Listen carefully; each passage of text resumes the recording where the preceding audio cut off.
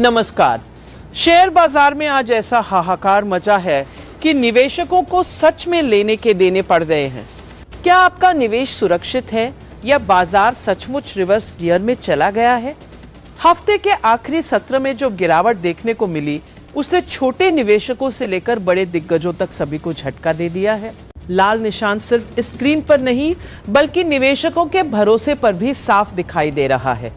सवाल बड़ा है, क्या यह सामान्य करेक्शन है या किसी बड़े तूफान की शुरुआत? सबसे पहला बड़ा झटका आया अमेरिका से। दुनिया की दिग्गज कंपनी एनवीडिया के नतीजे उम्मीद से कहीं ज्यादा मजबूत रहे, लेकिन इसके बावजूद शेयर 5% से ज्यादा टूट गया। यही वह पल था जिसने पूरी दुनिया के बाजारों को हिला दिया। आर्टिफिशियल इंटेलिजेंस की तेज रफ्तार ग्रोथ को लेकर जो उत्साह था वही अब डर में बदलता दिख रहा है।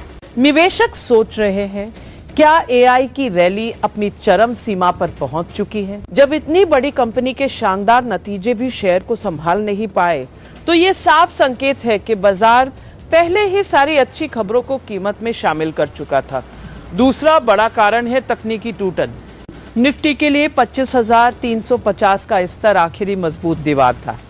यही 200 दिनों की मूविंग एवरेज थी। जैसे ही यह स्तर टूटा, बाजार में घबराहट फैल गई। निफ्टी इंट्राडे में 25,300 के नीचे फिसल गया। तकनीकी भाषा में कहे तो बाजार अब कमजोर जोन में ट्रेड कर रहा है। इंडिया विक्स, जिसे डर का पैमाना कहा जाता है, 4.5% उछलकर 13.65 के पार पहुंच गया। यह साफ संकेत है कि आने वाले दिनों में उतार चढ़ाव और तेज हो सकता है। अब 25,000 से 25,100 का स्तर अगला बड़ा सहारा माना जा रहा है, लेकिन फिलहाल किसी भी उछाल को टिकाऊ नहीं माना जा रहा। तीसरा बड़ा फैक्टर है डोनाल्ड ट्रंप और बढ़ता वैश्विक तनाव। ट्रंप की टैरिफ धमकियों और अमेरिका ईरान के बीच बेनतीजा बातचीत ने अनिश्चितता को बढ़ा दिया है। जब वैश्विक मंच पर अस्थिरता बढ़ती है तो निवेशक जोखिम वाली संपत्तियों से पैसा निकालकर सुरक्षित ठिकानों की ओर भागते हैं। यही वजह है कि सोने और चांदी में तेजी देखने को मिल रही है। डर का माहौल इक्विटी बाजार को सबसे पहले चोट पहुंचाता है। चौथा झटका सेक्टर स्तर पर दिखा।